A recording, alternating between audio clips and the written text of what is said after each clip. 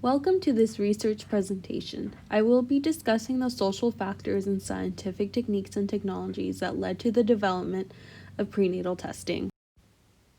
Prenatal tests give you information about your health and your baby's health. It is very useful in families where genetic abnormalities are predisposed. Currently, clinical genetics offers the expecting parents two main types of prenatal tests, such as screening and diagnostic tests. Prenatal screening tests tries to identify if there is a possibility the pregnancy is at an increased risk of chromosomal abnormalities or birth defects. The most common screening tests include serum screening, carrier screening, ultrasound, which can also be used in diagnostic tests. Diagnostic tests can determine with high accuracy whether or not the developing baby has a chromosomal difference or a specific genetic disease. The two types of diagnostic tests are chorionic villus sampling, CVS, and amniocentesis. So the big question is, what were the factors that helped develop prenatal testing? Amniocentesis, chromosome analysis, ultrasound were major scientific techniques and medical technologies that helped develop prenatal testing. However, people fail to recognize the social factors such as eugenics and the public health crisis of Down syndrome that had a major impact on the development of prenatal testing. Eugenics is a set of beliefs and practices that aim to improve the genetic quality of a human population. The term eugenics was first coined by Francis Galton in 1883. After reading The Origin of Species, Galton believed that humanity could be improved through selective breeding. Eugenics was introduced into the U.S. in the late 19th century. It wasn't until 1905 to 1935 when eugenics movement fueled racist thinking and initiated programs in the U.S. During the early 20th century, eugenicists promoted programs such as positive eugenics, in which fit individuals should reproduce to have many children, while they discouraged negative eugenics by stating that unfit people, such as those suffering from physical and mental health, addictions, poverty, and criminality, should not reproduce.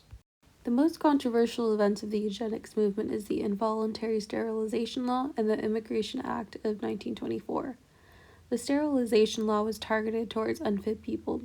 It was estimated that about 20,000 people were sterilized without consent in 1935. The Immigration Act of 1924 was focused on decreasing the number of poor immigrants coming from Southern and Eastern Europe. Additionally, the Immigration Act was systematically designed to give predominance to Americans of British and Northern European descent. All these historical accounts suggest that the eugenics ideology influenced society to determine who had the right to live and who didn't. Eugenics not only influenced society's beliefs, but it also inspired prenatal testing techniques and technologies in order to enforce racial cleansing and disability discrimination. Currently, medical professionals may argue that our current prenatal testing techniques do not endorse racism nor discrimination, but instead these tests are solely to check the baby's health and to give women the option to plan for the future or to terminate a pregnancy. While this statement is in fact true, it is important to recognize that physicians, scientists of the eugenics movement were not concerned with the well-being of the child or interest of the mother. Furthermore, these historical contexts demonstrate that society as a whole changed their views as to why prenatal testing is necessary. The eugenics movement was the foundation for the public health crisis of Down syndrome. In the late 19th century, medical professionals aspired to prevent a congenital condition known as Down syndrome. Physicians considered Down syndrome to be an economic and dependency burden, given that DS children were unable to contribute to society. Genetic discrimination still continued into the 1970s. Professionals still believed that birth defects were a personal tragedy and a major public health problem. Epidemiologists found that women over the age of 40 were at higher risk of giving birth to children with DS. Older women became targets for preventive programs. However, later research demonstrated that young women could also give birth to children with DS despite having no family history. The preventative programs needed revisions in order to help transform a diagnostic procedure from a clinical measure for sporadic use into a public health measure for systematic use to adapt it as a screening device. As a means of total elimination of DS, it was proposed that all women should be screened. This prompted institutionalization of prenatal diagnostic screening programs to test for Down syndrome. This crisis shifted ideologies about abortion because society was trying to eliminate the unfit through prenatal tests. Medical professionals, along with geneticists, were making efforts to create affordable and efficient technologies to detect Down syndrome at an early stage. This crisis stressed the need for new screenings, which were reciprocated by the efforts of the scientific community, contributing to the development of new prenatal testing techniques.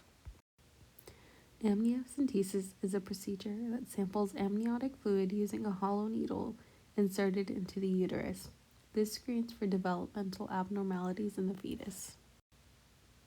In the late 1800s, gynecologists used needles to remove excess amniotic fluid. This condition was called polyhydramnios. The amniotic tap was used to test for the presence of bilirubin in the amniotic fluid. This helps detect if the fetus suffered from hemolytic disease. Doctors later figured out that the amniotic fluid contained fetal cells, which was really important for the development of other diagnostic tests. This amniotic tap or amniocentesis method is still used today. The fluid gives us full access to fetal cells for further research and analysis. Today, amniocentesis is used to test for chromosomal anomalies, biochemical studies of fibroblasts, and protein analysis. These were all created in the 1970s. Also, thanks to amniocentesis, doctors were able to create an alternative diagnostic method, which is widely used today, and it's known as chorionic villus sampling. Cytogenetics emerged in the mid-19th century. A botanist described what he saw as transitory fibroblasts, or what was later known as chromosomes. In the late 1800s, the term chromosome was first coined, thanks to the development of staining techniques. In the 1950s, scientists were trying to improve staining techniques to figure the number of human chromosomes. In the early 1960s, doctors were able to detect chromosome anomalies by staining chromosomes with the help of colchicine. Colchicine was used to arrest cells in metaphase, and a hypotonic solution was used to obtain a better visual of the chromosomes. This improvement allowed physicians to link aneuploidies and chromosomal translocations with congenital anomalies. Chromosomal analysis helped develop banding in the 1970s. Banding techniques further increased the number of chromosomal anomalies that could be detected in prenatal diagnoses.